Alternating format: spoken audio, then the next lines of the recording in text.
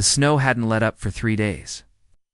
The small mountain town of Timbervale was buried under a thick white blanket, the kind that muffled sound and made even the liveliest places feel like ghost towns. Smoke curled from chimney tops, and the scent of pinewood fires lingered in the air. Horses clopped cautiously over icy roads. Townsfolk huddled in wool coats with red noses and breath like fog. Despite the cold, town square was unusually crowded that evening. Lanterns flickered from iron hooks, casting golden circles on the packed snow. People stood close together, murmuring and stamping their boots, all facing the creaky wooden platform at the center of the square. It had been hastily built, with uneven planks and crooked nails, but it served its purpose. A stage for something no one had seen in years, an auction. But this was no cattle sale or tool trade. This auction was for a woman. It wasn't slavery, at least not in name. Timbervale prided itself on being a civilized town, though it sat on the edge of wilderness. The auction was an old, controversial tradition, revived during desperate times. It was more symbolic than transactional, a strange pageant meant. To raise money for the struggling sawmill that employed nearly half the town, the mill's roof was caving in. Its machinery wheezed like dying lungs. They needed repairs, and fast. So someone, no one knew who exactly, had resurrected the idea. A woman would volunteer. She would hide her face. She would agree to spend 1 week with the highest bidder. The town would pay her a share, and the rest would go to the mill. There would be no touching without consent, no obligations. It's just companionship, in whatever form both parties agreed upon. Still, felt wrong to many. "She's a person, not a prize," muttered old Mrs. Ralston, as she pulled her shawl tighter. "You? Think she volunteered?" whispered another. "What kind of woman hides her face like that? She's running from something, I say, or someone." Despite the unease, curiosity buzzed through the crowd like a rising storm. Everyone had a theory. Some said she was a noblewoman in exile. Others claimed she was mad. Some whispered about a curse. One bold boy swore he saw her hands shaking beneath the coat. Then the bell rang, an old ship's bell mounted above the stage, and the auctioneer appeared. Marlin Teague was a stout, red-faced man with a booming voice and too much confidence. He stepped up onto the stage, smoothed his worn brown vest, and raised both arms for silence.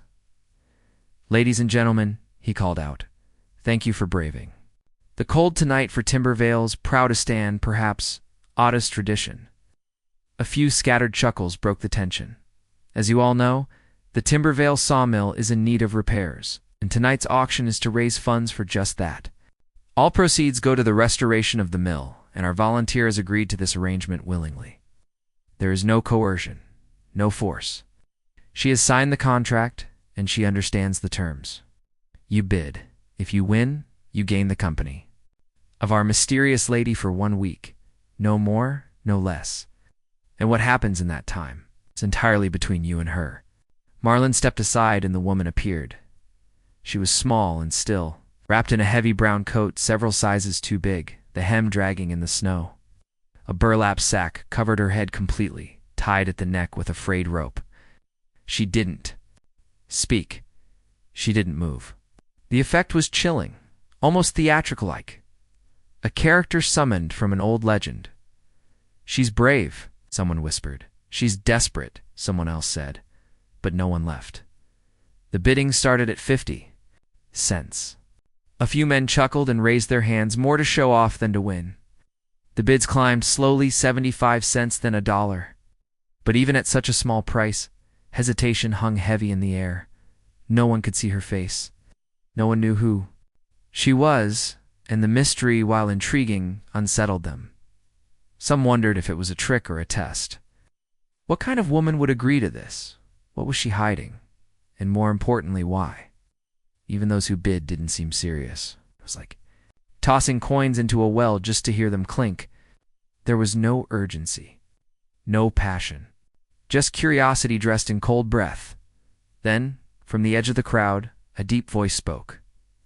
$2. Heads turned. A tall man stepped forward, snow clinging to the shoulders of his wool coat. His beard was thick, his eyes quiet and serious. He didn't smile. He didn't joke. He looked at the woman, not with hunger or suspicion, but with something gentler.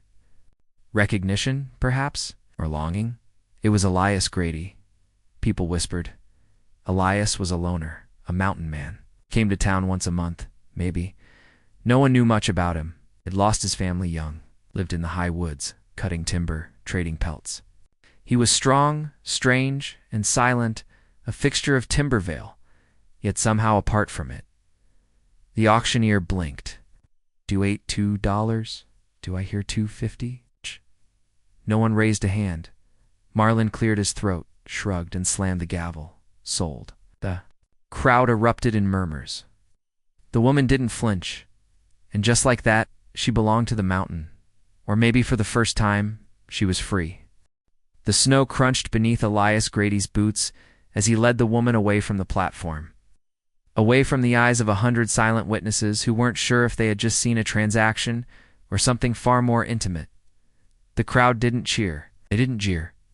They simply watched, uncertain. As the lumberjack and the veiled woman disappeared into the falling dusk-like shadows, swallowed by the trees, Elias didn't speak. She didn't either. She followed behind him with measured, steady steps. Not once. Did she ask where they were going? Not once did she falter. Her movements were graceful, almost practiced. It's like someone who had long since learned how to survive without drawing attention. As they reached the edge of town, the wind picked up. Elias turned and offered her his wool coat. It was rough and heavy, patched at the elbows, but warm. She hesitated for only a moment before nodding once and accepting it. Still, she didn't remove the burlap sack from her head. She wore it like armored on. Elias, though puzzled, didn't press. They walked in silence for almost an hour through the winding forest path. Snowflakes settling in her coat's fur collar, the sky fading from deep blue to ink. The trees around them were tall and sharp black spires against the white earth. Elias knew every inch of these woods had grown up here, worked them, bled in them. He could walk the trail to his cabin blindfolded. But tonight felt different, off balance, like the wind carried secrets. Behind him, the woman walked with the quiet assurance of someone used to difficult terrain. She didn't stumble. She didn't complain. But there was something haunting about her, something that went beyond the sack covering her head. It wasn't just mystery. It was grief, coiled tightly beneath the surface. A weight that followed her like a shadow. At last the trees opened to reveal a small clearing, and in the center stood Elias's cabin. It was simple and sturdy logs, stacked tight, roof sloped heavy under snow, smoke curling from the stone chimney. No frills. Just survival. A life stripped down to necessity. He opened the door and stepped aside to let her in first. She paused. At the threshold just for a second, Elias saw it. That faint flicker of hesitation, like she was remembering something she didn't want to. But then she stepped in, and he followed, closing the door behind them. Inside, the cabin was warm and dimly lit by oil lamps. A pot of stew simmered on the stove. A stack of firewood rested beside it. The floor was swept clean. On one side stood a modest bed, the mattress stuffed with pine shavings and feathers. On the other, a worn rug lay in front of the fireplace. Where a pair of chairs faced the flames, Elias shrugged off his boots and gloves, then turned to her. "You can sit," he said quietly, gesturing to the chair nearest the fire. "You're safe here." She sat without a word. Her gloved hands rested in her lap, motionless. He stirred the stew, ladled 2 bowls, and handed one to her. She took it with a nod of thanks, but didn't remove the sack. Instead, she lifted the bottom just enough to slip the spoon beneath. Elias didn't stare, didn't ask questions. Instead, he ate in silence and let her be. But inside, he was full of them. Who was? She. Why had she agreed to this strange public charade? Why cover her face with something so crude? Had she done it to hide or to protect? He thought about the rumors. about the way she stood on the stage, so still and composed, as if daring someone to guess who she was. He remembered the sound of her boots in the snow, the way she moved, not like a criminal, like someone used to hiding. And then there were her hands, small, scarred, the kind of scars that didn't come from luxury or laziness. Tiny burns, rope marks, a faint slash across the knuckles, hands that had worked, fought, maybe even run. Elias had known many women in passing, though few stayed in Timbervale for long. But something about this one felt familiar, not in appearance. Hadn't even seen her face, but in presence, in stillness. In the way she never flinched, never forced words to fill the silence. He understood that kind of quiet because he lived in it too. That night, he unrolled his spare bedroll near the fire and gestured to the bed. "You take that? It's softer." She didn't argue. When she rose to cross the room, her steps were measured. But something in the curve of her shoulders betrayed tension as if she expected to be struck or stopped. Elia said nothing. Blew out the lanterns, banked the fire, and lay down without another word. In the darkness, he heard her exhale, not a sigh. More like relief. The stranger with the sack on her head was not just hiding her identity, she was hiding a past. But Elias didn't know yet he'd just brought a ghost into his home. And that ghost was finally beginning to breathe. Before the auction, before the sack, before the stranger with no name. There was Elias Grady, born under a slate-gray sky in the thickest part of Timbervale's winter. Elias was the kind of man who never needed much, lived in the woods like. He'd grown out of them tall, as the trees broad-shouldered, quiet-eyed. His hands were scarred from years of chopping, splitting, carving. His words were few, but never wasted. Some said he had the soul of a tree, rooted, silent, watchful. He lived alone in a cabin he built himself when he was barely 19. No wife, no children, no dog, only the wind, the wood, and the weight of old grief. The Grady name used to mean something in Timbervale. Elias's father, Samuel Grady, was once the head foreman of the sawmill, respected, stern, fair. His mother, Margaret, taught children to read out of a one-room schoolhouse before a fever took her in the spring. Elias turned 8. He worked longer hours, spoke less, and returned home only to sleep. Elias grew up in that silence, learning early how to chop wood, mend boots, trap rabbits, and cook what little he had. His world was survival, functional, sparse. When his father died in a logging accident 5 years later, Elias didn't cry. He just packed what little they owned and walked into the forest. A boy of 13, alone, he found a patch of land near a frozen creek and stayed. People tried to help at first. Neighbors offered to take him in. The pastor came twice, but Elias refused every hand. Not out of pride, but instinct.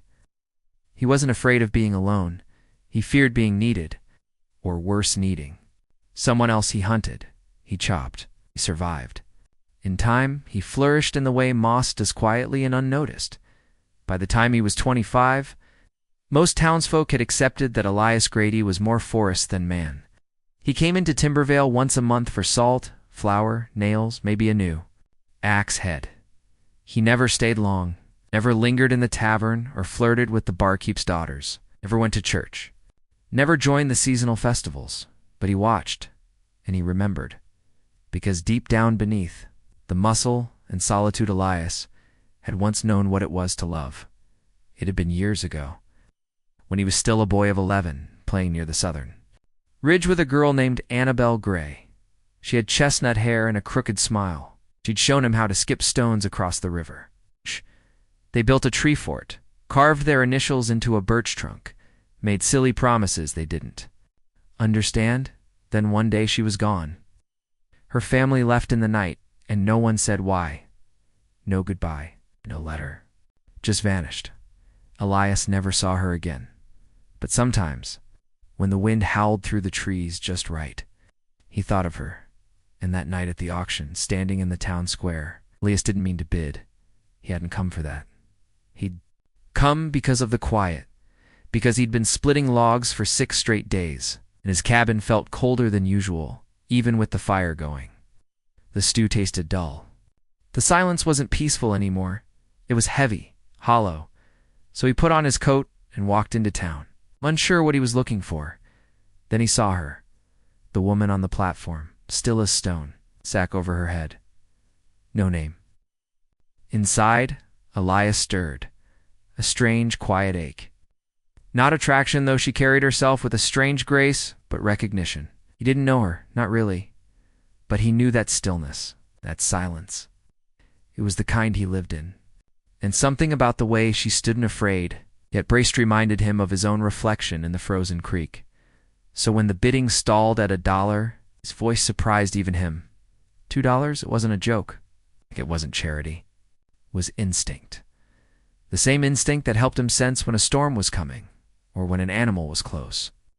The same instinct that once told him to follow Annabelle when she wandered too close to the cliff's edge. The same feeling that now said, "This woman isn't here by accident, and neither are you." He didn't know what would happen next, didn't know what she looked like, or what she'd endured. He didn't care. All he knew was that when she turned her head, ever so slightly in his direction, the air between them shifted not like lightning, but like dawn, soft, subtle, promising, and so. The lonely lumberjack brought a hooded stranger into his home, not knowing her name, not knowing her story, only knowing that something in her silence matched the shape of his own. And for the first time in years, the silence didn't feel so empty. Sunlight spilled through the frost-covered windows of Elias's cabin, like gold brushed across glass. The fire had gone out during the night, but the embers still glowed faintly under the ash, giving the room a quiet warmth. Snow fell in thick. Lazy flakes outside, soft as feathers, silent as breath. Elias stirred on his bedroll, rubbing the sleep from his eyes. For a moment he forgot she was there. It had been years since he'd shared space with another person, and longer still since someone had slept under the same roof. But then he heard it bare feet on the wooden floor, not hurried, not nervous, just light, careful. He turned his head and saw her still veiled, still quiet, standing near the stove, her back to him. She had found the kettle and was filling it from the iron water pot. The burlap sack still covered her head, tied tightly beneath her chin, but her posture had shifted, less rigid, less afraid. She was moving like she belonged there, and Elias felt it something subtle and unfamiliar settle inside him like a new season. "Morning," he said, his voice gravelly from sleep. She paused for half a second, then gave a small nod and placed the kettle on the stove. He sat up slowly, wrapped his blanket around his shoulders, and leaned back against the wall. He didn't speak again, and neither did she, not out of awkwardness, but mutual understanding. There was something sacred about that quiet. Neither of them seemed eager to break it. Still, curiosity pulsed quietly beneath his ribs. She hadn't taken the sack off, not even while sleeping. He had wondered if, once they were alone, she'd lift it.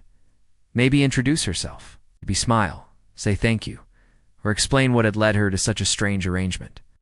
But instead, she'd slept facing the wall, unmoving, wrapped tightly in the quilt he'd left for her. He hadn't pried. He wouldn't. That was the agreement 1 week. No expectations, no questions. Still, Elias felt her presence like a heartbeat in the room. He rose, poured grain into a tin bowl, and handed it to her. Oats, maple sugar, dried apple slices. Simple, but warm. She accepted it with a silent nod and sat at the small wooden table by the window. She pulled the sack, just enough to eat beneath it, never revealing more than a glimpse of her jawline. A flash of pale skin. Elias watched out of the corner of his eye, pretending not to notice how careful she was. How she never let it slip, not even once, not even for a second. He wondered what she feared, or perhaps who. After breakfast, strapped on his boots and pulled his flannel coat from the peg. "I've got to check the snares," he said, grabbing his hatchet. "You're welcome to come." He didn't expect her to agree. Figured she'd stay inside where it was warm, where the wind couldn't reach her. But when he turned around, She was already lacing up the worn leather boots he'd set out for her the night before. They were too big, but she didn't complain. She just nodded and followed him to the door. Out in the woods, the silence deepened. Wind moved softly through the pines and birds called in the distance.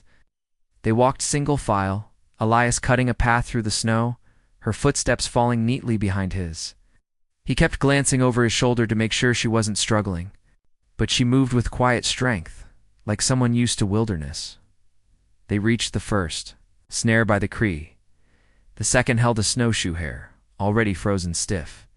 Elias worked quickly, silent as ever, and placed the animal in his leather pouch.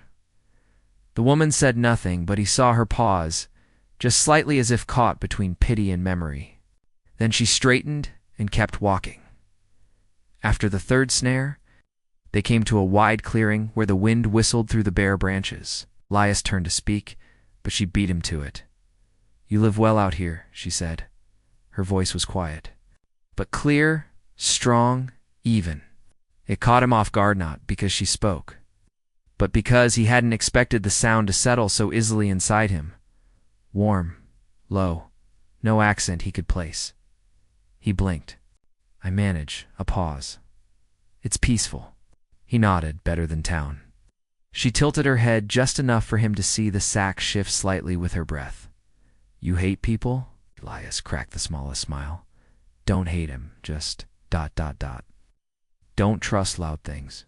Another silence passed between them, not awkward, but curious. Then she asked, "Why'd you bid on me?" He looked at her, not at the sack, not at her hands, but at the space around her. The silence she carried, the way her body stood like a tree that had weathered too many winters, felt like you knew what quiet was, he said. She didn't answer, but for the first time since she arrived, her shoulders softened. Just a little. That afternoon, the clouds lifted, revealing a pale winter sun that cast everything in a strange golden light. Elias split logs out back, rhythmically swinging his axe, while the woman, still veiled, sat on the porch, mending a torn sleeve from one of his flannel shirts he hadn't asked her to. She'd simply found the sewing tin, settled into the rocking chair, and gone to work with steady fingers. It was the first time his cabin had felt ... occupied. Alive. Not like company had come, but like the space had finally exhaled. Elias paused between swings and glanced up. "You sew well." She didn't look up. "I've had practice." He nodded. "Military, no?" she said, threading the needle again. "Housemaid once?" That was more than she'd offered before. A fact. A glimpse. Elias tucked it away, like a dry match in his pocket small, but maybe useful later.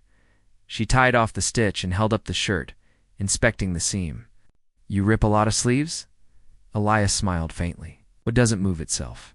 For a moment, she said nothing. Then, softly, "Neither do names." He stopped mid-dash swing, turned, lowered the axe, and faced her. "Yours?" he asked. She didn't nod, didn't shake her head. Just let the words float between them like smoke from the chimney. "People have been calling me the stranger," she said, "or worse." "I don't call you anything," Elias said. "That's the thing." She murmured, "I was starting to miss being called something." She set the shirt down on her lap, her gloved hands resting lightly over it. "If I told you my name, what would you do with it?" He considered the question. "It wasn't the kind you answered." "Lightly. Keep it," he said at last. "Just for me." That seemed to settle something inside her. Not enough to relax.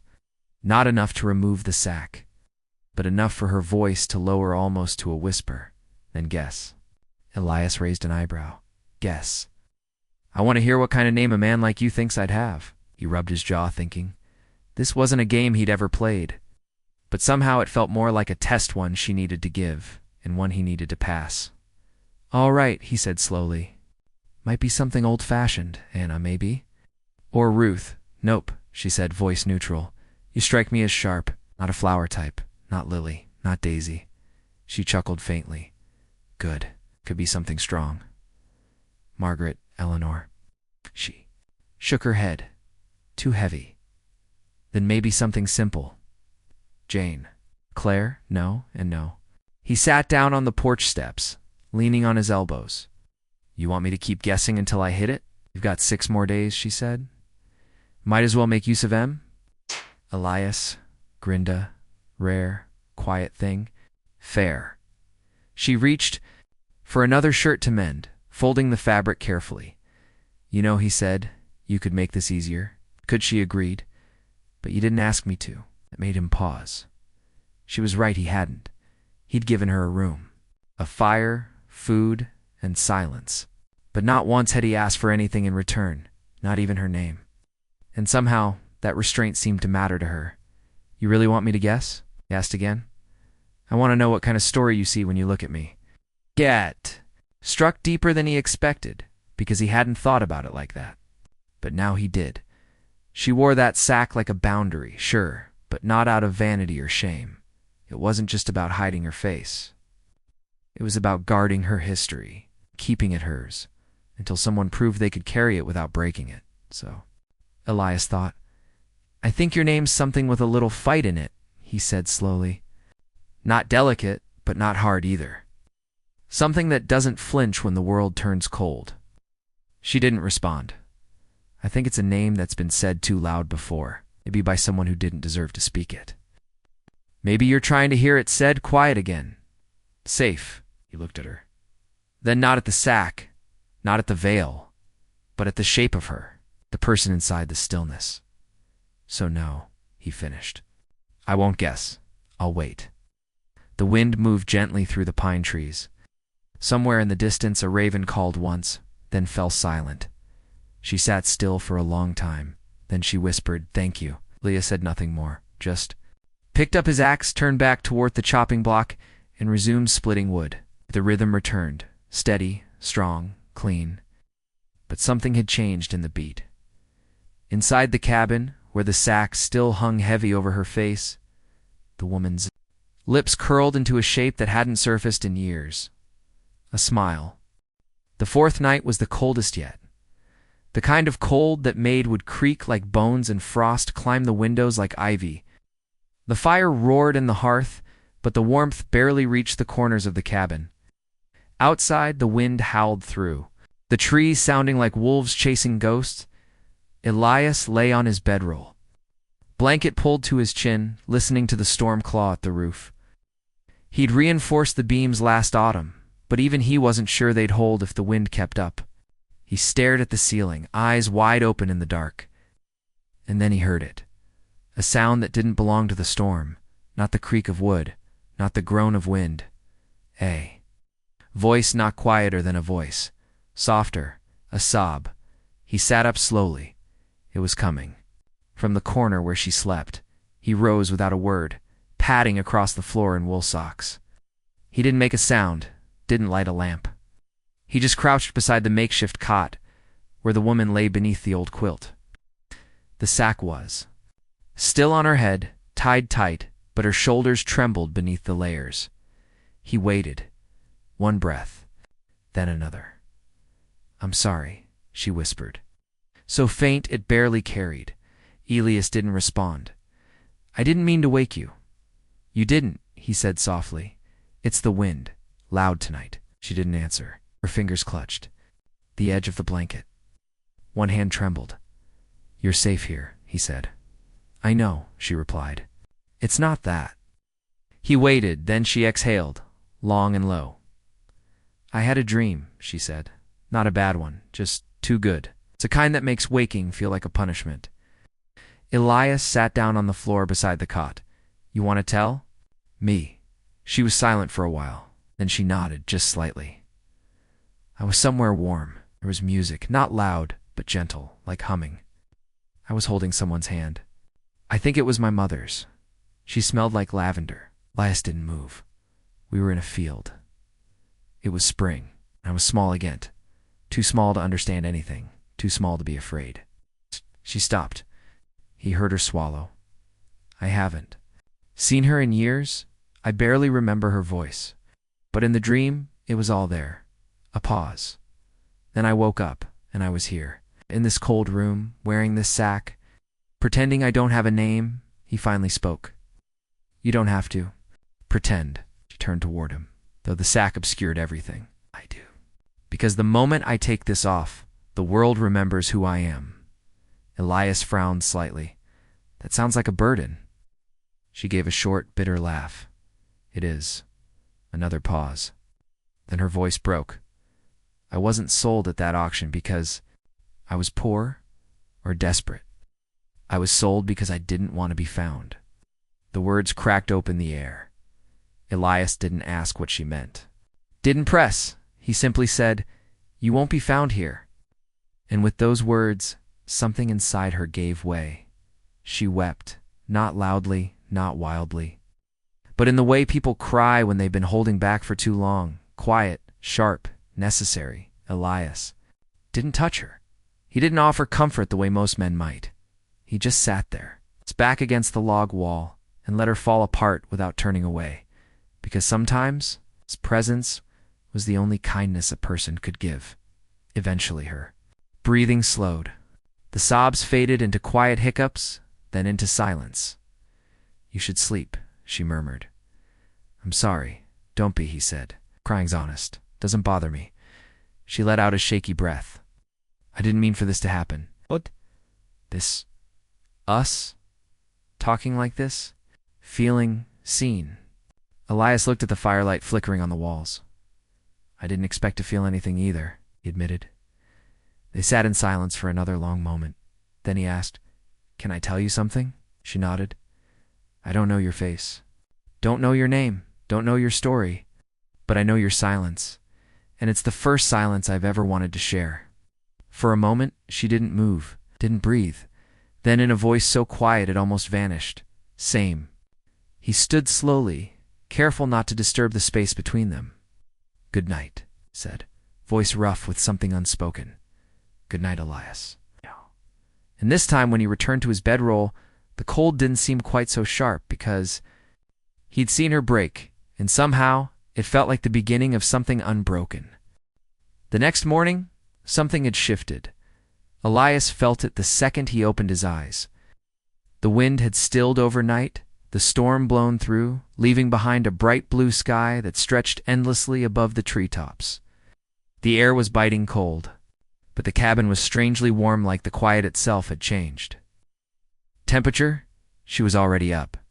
He heard her humming. Not a song he knew, just a soft, tuneless murmur, like a memory with no words.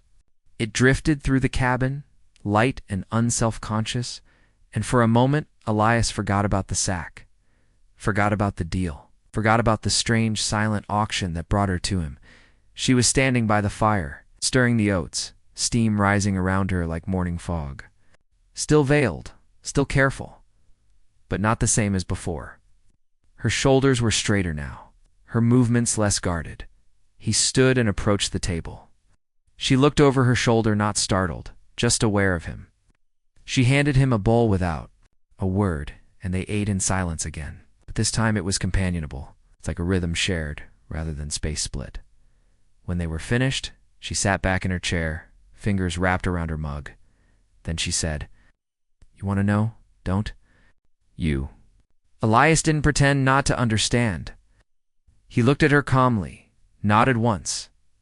Yes, he said, but not if it hurts you. She seemed to consider that. Then she reached up slowly and untied the knot beneath her chin. Not all the way, just enough to loosen the sack. Her fingers paused on the burlap edge, like someone standing on the edge of a high ledge, unsure whether the leap would lead to flight or fall. I don't remember the first time I put it on, she said. Not really, just that it was in a dark room and someone else told me it was safer that way. Elias didn't move. Then it became habit. The sack was a wall, and people leave walls alone. They don't ask what's behind them. They don't knock. They just move around them. She lifted the sack a little higher. He saw her mouth, now full lips, drawn into a tight line. I never meant to be sold, she said.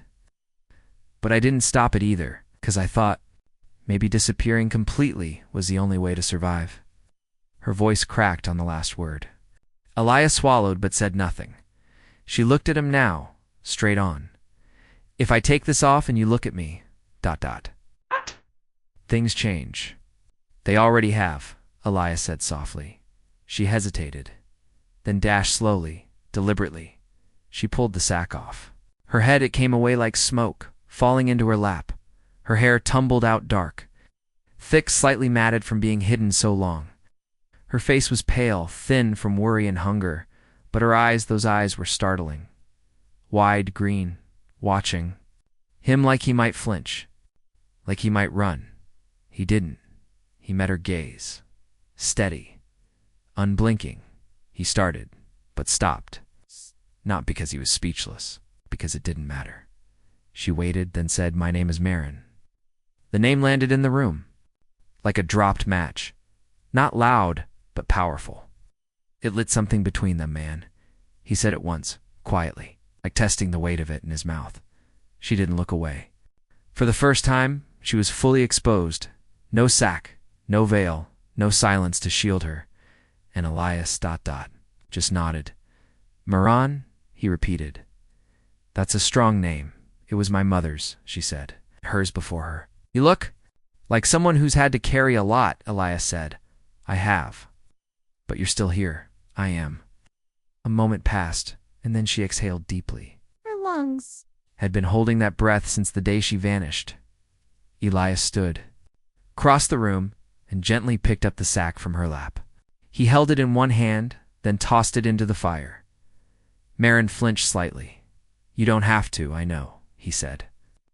"But you don't need it anymore."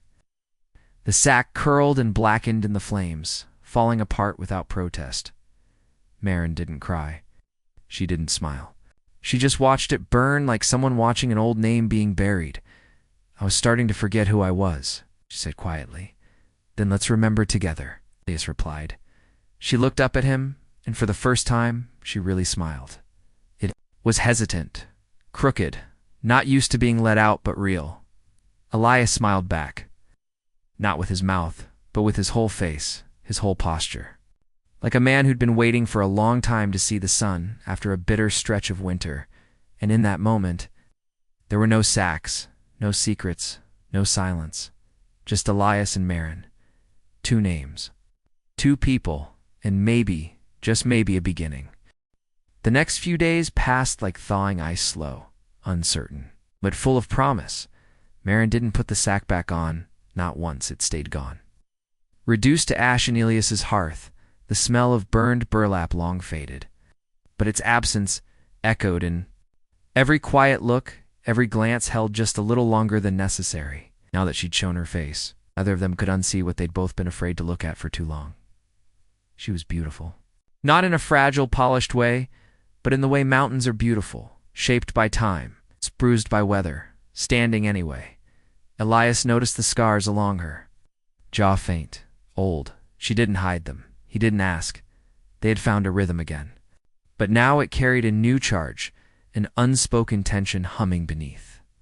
Every shared task, cooking, chopping, carrying in water, the simplest gestures now seemed loaded. One night, as they sat in front of the fire, Marin broke the silence.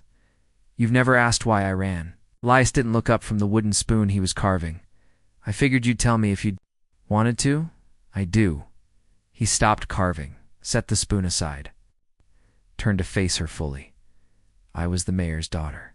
The words came out blunt, like the tip of a blade, in a town east of here.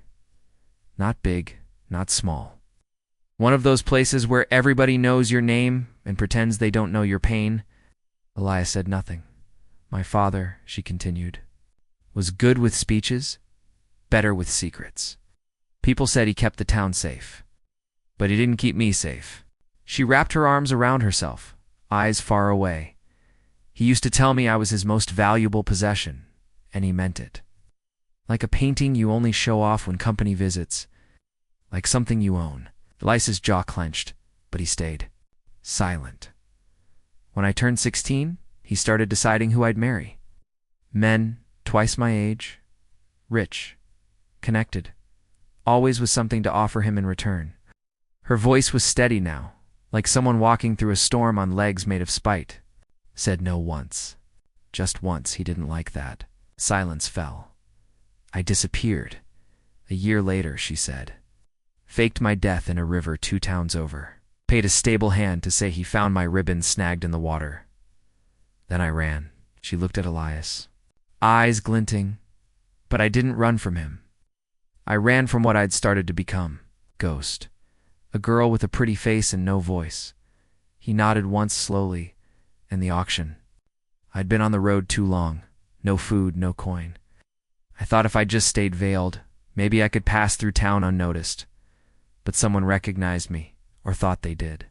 I don't even know how I ended up in the lineup. I think I passed. Out. You woke up with a number. She nodded. And then I heard your voice.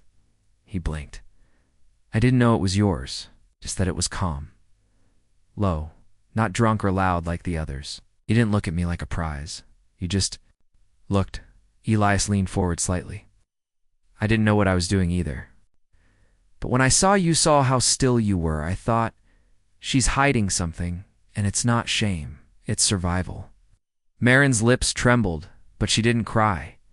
I never expected kindness, she said, from anyone, especially not. After that, Elias took a breath. I wasn't trying to be kind. She tilted her head. I think I just wanted someone to sit with in the silence. She smiled, small but sure, and now. Now, Elias said, I want to know what your laugh sounds like. Marin blinked, surprised. You haven't laughed once since you got here. Neither have you. It's different, he said. My life's been quiet by choice. Yours sounds like it's been quiet out of necessity. She looked at him for a long time, and then it happened. A laugh, soft, broken at first, then stronger, like music after a long blackout. Elias grinned. There it is. Don't get used to it, she said, wiping her eyes. I don't laugh often.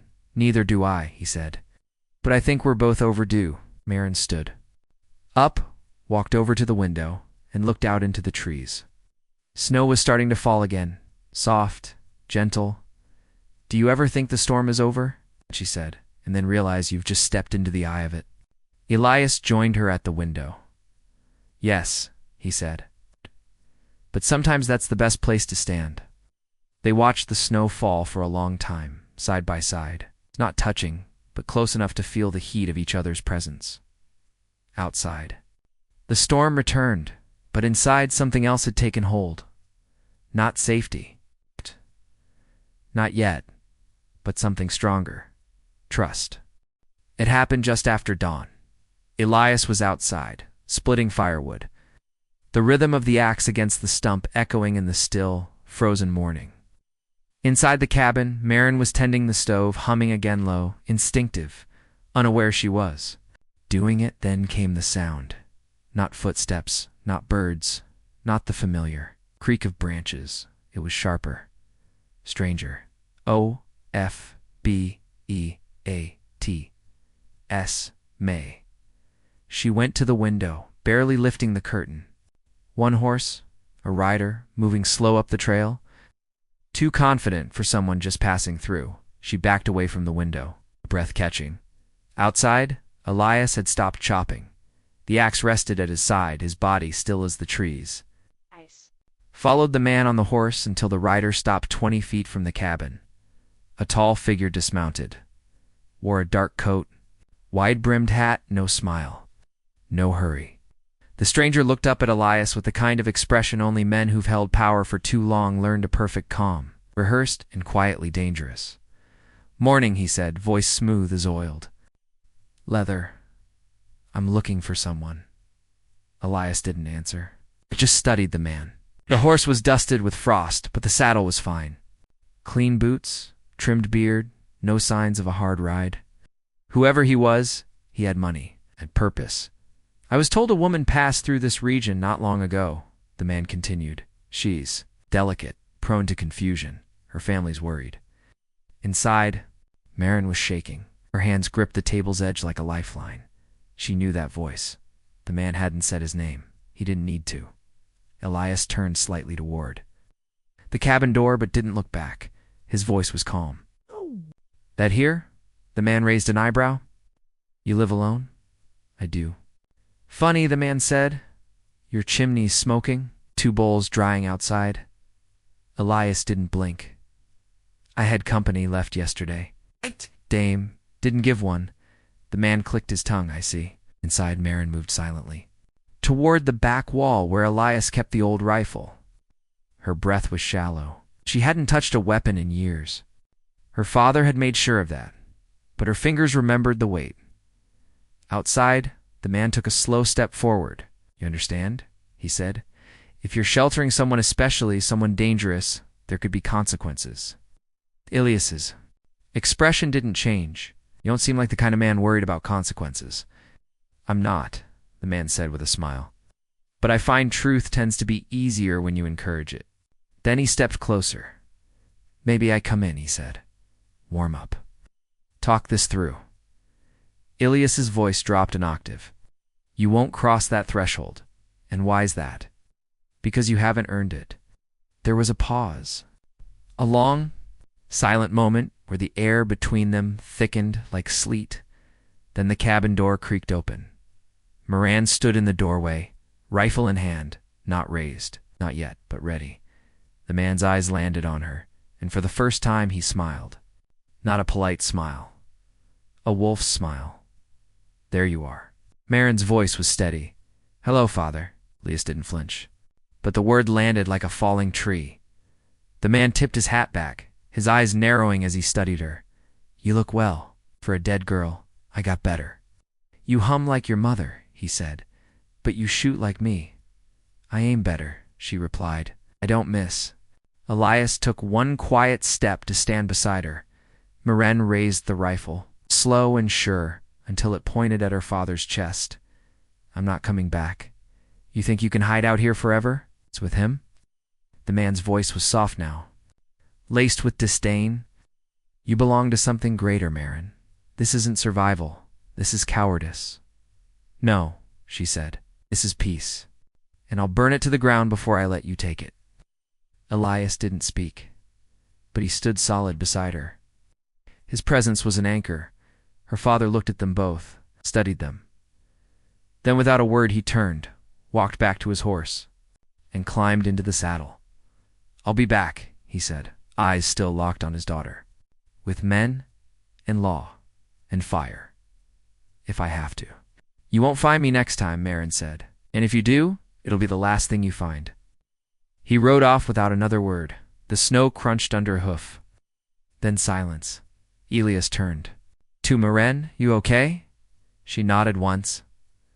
No, but I will be. He gently took the rifle from her shaking hands and set it aside. Then he wrapped his arms around her, and for the first time she let herself be held. Not as a possession, not as a prize, but as a person worth fighting for. They didn't speak much for the rest of that day. Some silences were heavy, others were healing. This one was both. Elias busied himself checking the traps, fortifying the perimeter. Moran sat by the window, rifle across her lap, eyes fixed on the trees. Every creak of wind made her flinch. Every shadow in the snow tightened her jaw, but night fell like it always did, quiet and dark and complete. He made soup. She didn't eat much, still. She helped clean, hands steady, movements precise, like someone training her body to believe it was safe, even when her mind wasn't convinced. Afterward, they sat by the fire again, this time closer. Her hand found his, and stayed there. You believe he'll come back? Elias asked. Marin didn't. Answer for a long time. Then, he doesn't lose. Not without making someone pay. Elias nodded slowly as though confirming something he already knew. Then we'll make sure he doesn't win. She looked at him, uncertain. We. His eyes met hers, and there wasn't even a flicker of doubt. Yes, we. The next morning, they packed, not to run, but to prepare. The cabin was remote, yes, but not impenetrable. Elias knew every ridge, every path, every creek bend and blind spot in a 10-mile radius. And Marin, once a girl hidden away, remembered things her father had taught her in witting lessons in survival. Fear and fire. They spent days digging. Defensive lines into the snow, setting traps where the trail narrowed. Elias mounted bells to strings across trees. Marin carved spikes and soaked them in pine pitch. They worked in rhythm. No need for words. Every time Elias passed her, he'd brush her arm. Every time Maren finished a task, she'd glance back to see if he was still there. He always was. The 6th morning. The sky turned a strange shade of gray. Elias stood at the tree line, eyes narrowed. They're coming. Maren didn't ask how. He knew. She just went inside and picked up the rifle. It wasn't a battle. Not in the way war songs speak of. It was sharper, smaller, more real. It began with the faintest crack of twigs beneath hooves. Then voices low, male laughing, too sure of themselves. Maren crouched behind the root cellar. Elias stood by the porch, axe in one hand, knife in the other. He looked calm, cold, like a man who'd already decided what he'd die for. The first rider appeared in the clearing. Then 2 more. Her father brought 6 men, hired, armed, bought loyalty. Maren waited, breath caught between ribs. One of the men, dismounted, walked toward the porch. "This doesn't have to end bloody," he called out. "No," Elias replied, "but it will." The man raised his rifle crack. Maren fired once. The man dropped. The others scattered, ducking behind trees. Elias moved like wind silent, sudden. He disappeared into the brush and re-emerged behind the second rider, pulling him down and disarming him before the man even shouted. 2 more gunshots rang out, one too close. One from Maren, a scream, another dropped. Elias moved with brutal efficiency. Maren with precision. It was messy, loud, fast, and then only one remained. Her father, he stood by the horse, hands raised, mouth bloodied, but eyes still smug. "You really think this changes anything?" he sneered. "You're still mine." Blood doesn't disappear. Maren stepped forward, rifle at her side, but aimed no more. "I was never yours," she said. "You just told yourself that long enough to believe it." He spat at the snow. "He'll leave you too, just like everyone does." Elias stepped beside her. "Try me." Her father looked at them together, bruised, standing firm. Then he turned, got on his horse, and rode away. For the last time, they watched him vanish into the trees. His threat now only a fading noise. Neither of them spoke until the wind settled again. Then Elias turned to her. "You okay?" Maren didn't answer. She walked to the middle of the clearing, dropped the rifle, and looked up at the sky. The clouds were breaking. Thin blue bled through gray. "I'm free," she said softly. She sank to her knees. Not from weakness. From release, Elias crouched beside her, touched her hands in his. "You did that?" he said. "Not me. Stayed." She whispered, "No one ever stayed. I'm not going anywhere." She looked at him, and for the first time not just in the cabin, not just since the sack butt ever she let herself hope. They rebuilt the cabin in the spring, planted seeds, raised hens, mended fences. They told no one their story, but once. At a summer market, someone asked how they met. Elias just said, "She changed my life the moment she said her name." And Maren smiled, because he hadn't said it like a beginning. He'd said it like a promise.